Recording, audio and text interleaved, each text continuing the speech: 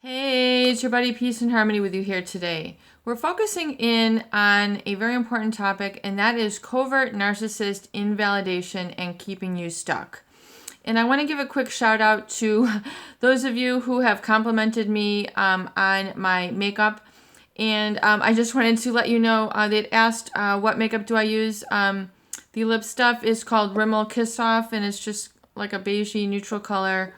And I also do NYX. It's like a roll-on glitter for highlighter, and I use some other like exfoliant. They're asking about my skincare and how do I keep my skin the way that it is. I do a lot of like exfoliant, and even the guys can do that too, which is like if you use like an exfoliant rub.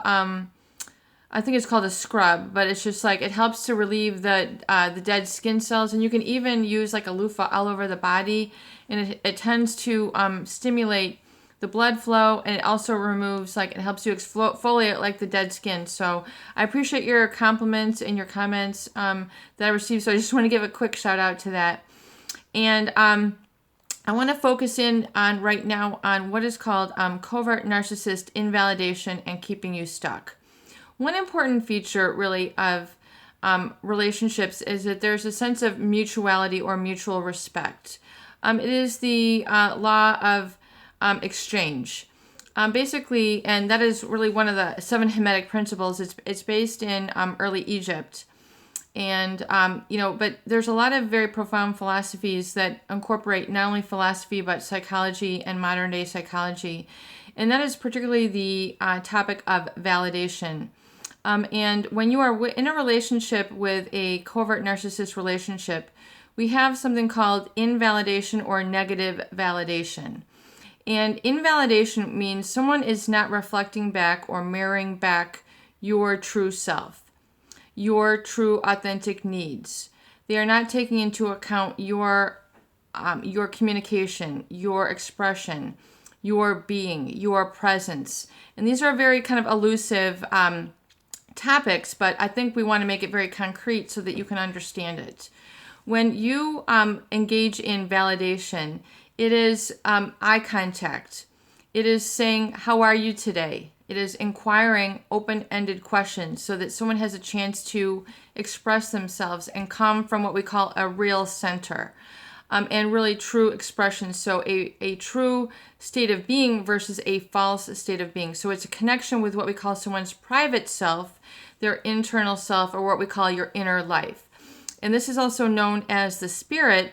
And this also incorporates the connection with the divinity. So something which it's at what we call the divine state. Oftentimes people experience a sense of divine state or bliss when they are aligned with this inner life, your inner voice, your true self. And so really it's the recovery of the inner self and the inner life and your inner values and being around those which help enhance and expand that, which is really kind of all about personal growth and becoming your greatest version and accomplishing your greatest happiness, fulfillment, and abundance and prosperity in life. So if you look at really, if you study a lot of the most successful people, they have an alignment with their true values, their purpose, what we call their life purpose. And furthermore, they're attuned to it and they're taking action on following their dreams. They're taking action on their passions. And the passion is like an inner life. We hear about the passion of Christ. It's an inner flame. It's something that's inside. It's something that drives you, motivates you. We call this inspiration. It's something that really, makes you tick. Something that really enlivens you, gives you what we call a higher vibration or higher energy. This is your joy state. This is your bliss state. This is the true you, the real you. When they say keep it real, it is about attuning to this and being not sugarcoating, not living from a false standpoint. It's living from your authentic self, but it's really allowing that to not only be expressed, but to expand and get to really the heart of the core of you and find out what that is with the removal of fear and then allowing yourself to pursue this, allowing yourself to become this. And the first step is becoming attuned to it and knowing what it is. And so if you are with a covert narcissist, oftentimes that being state is not allowed to be tapped into or lived within. So in the beginning, though, of a covert narcissist relationship, there is an individual who someone usually very much identifies with, meaning that they look up to this person. They love this person. This person is very significant to them, very meaningful. It can be the way this person just is, their personality, the way that they carry themselves, the things that they say. Even if the covert narcissist is a very few words, the very few words must be very important to you, or be there intellectually or within your heart. So, there's an original attraction that comes to the covert narcissist. Perhaps this person was very intellectual or a great provider and stimulated you in certain ways, or cared for you in specific ways, or was very charming, very good looking, the whole package, so to speak. So you became, in love with this person. And, you in the beginning oftentimes, felt like that this person allowed you to be your greatest version, and allowed you to perhaps call the shots aloud, or be very energetic, allowed you to make a lot of the decisions. They gave you a lot of freedom, a lot of flexibility in the beginning.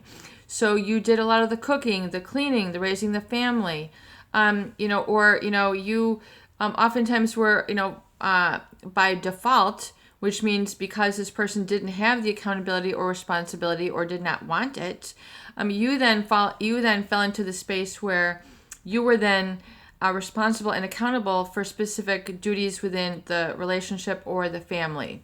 And you then became to be overly responsible, overly attentive, overly attuned to this person's needs, the family's needs, and you were not receiving like in return. So it becomes very much in a covert relationship where it's all about the giving, and you don't realize that you take satisfaction from the giving. You take a substance from the giving, you take satisfaction, happiness, your joy becomes in the giving. But what ends up happening in the covert relationship is there becomes a lack of receiving, an inability to receive, an inability to have that reciprocated, the law of exchange, the reciprocity, where you are then being told in an affirmative way, you are so wonderful. You are so kind. I love you so much. Here's my pat on the back, or here's a gift, or I want to take you on a special vacation, or here's some flowers just because. Here's a little gift for you just because. I'm going to treat you to a surprise just because. The eye contact, the pat on the back, the leadership that oftentimes is not exemplified or sort of expressed by a covert narcissist becomes what we call negative validation, which means you're either you're not validated for who you are, your true feelings, needs, wishes, and you become then codependent, and your identity becomes fused with this individual, and so you really don't have like your own life, or you don't have your own self, or you don't feel like you can go out and pursue your dreams because you're so caught up and over obligated with taking care of this individual. Basically they have shied away. They have said that they can't do this, won't do this. They're not good communicators. They don't, they're the quote unquote strong and silent type, or they tend to be very avoidant. Avoidant means they just don't meet you toe to toe, belly to belly in certain parts of the relationship. They're just not attentive.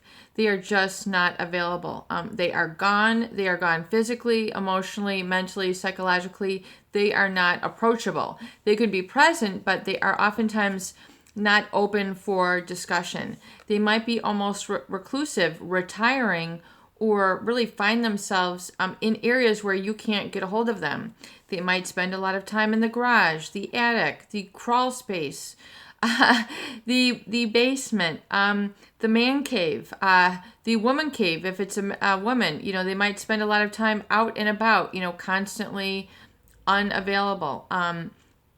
And so this becomes very difficult because then you end up just assuming that leadership role, and your needs don't get validated. Your needs don't get heard. You tend to basically plow them over, or repress them or suppress them, meaning push them down, so they never get expressed in the relationship. So you feel like, you're missing something, or there's this gulf or this distance between this person, and it seems like they're just not interested in you or the relationship. But yet, the relationship has certain positive qualities, so you tend to stay around or stay with it until the pain is great enough. So the negative invalidation can become, what we call negatively invalidated. So you're not getting reciprocated back, really, that interdependence where you're reflected back the positive qualities that you are. So they tend to become extinguished or feeling like you're invisible. So then we have this kind of this thought that, I am not good looking. I am not good enough. I am not. I am not taking good enough care of this, or I have to constantly strive for this. And there's always a discontent. So oftentimes this is resulting in what we call negative validation, which, by its absence, by default, the negative is felt. So the mind begins to categorize things inherently. So the mind will, basically draw the connection. If they don't talk to me, they don't love me. If they don't give me eye contact, they're not attuning to my heart. If they don't give me affection or ask how I'm doing, I am not lovable. So this becomes then ingrained, basically what we call negative validation, or invalidation. So your body is not resonating on these positive I ams. I am lovable. I am adorable. I am a good person. I am sweet. I am considerate. I am compassionate. I am empathic. I do care for people. I am wonderful the way that I am, and I'm supported for who I am. I am nurtured for who I am. And I'm allowed to become the greatest person that I can be, and I'm not a threat. So what happens then is, by the invalidation, someone then, their inner life becomes a threat to this individual. So it tends to create a conflict. So of course then the issue is then to become self-validating.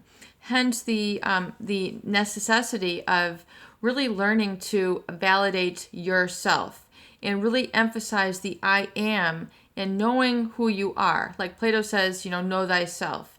Know who you are. Know your I am. If you have been negatively invalidated or negatively validated, begin with the I am. I am wonderful. I am empathic. I am kind. I am generous. I am considerate. I am a loving human being. I am giving. I am deserving of receiving.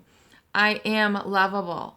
I am receiving now. I am now receiving the abundance in life that I deserve. I am deserving. I am deserving of all the wonderful things that life has to offer. I am talented. I am interesting. I am kind and considerate. And these I ams need to then be reverberated and stated again and again and again to reprogram and rehabituate yourself to positive validation. And then we get, the issue where people have pathologies and they're going into, they do a lot of mirror checking. You don't need to become obsessed. You have people who have body dysmorphic symptoms oftentimes as a resultant of this negative validation or this invalidation or this fear. It does not need to become obsessive.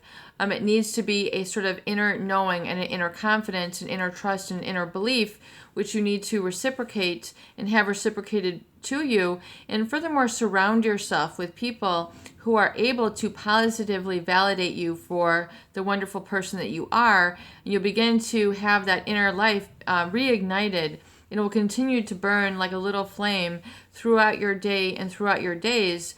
And knowing that you are this good person, you can live in that feeling and in that light versus feeling fearful and that you're not loved. Peace and harmony with you here today. I hope these videos do help. Please share and please subscribe for more great tools, videos, discussion, and support.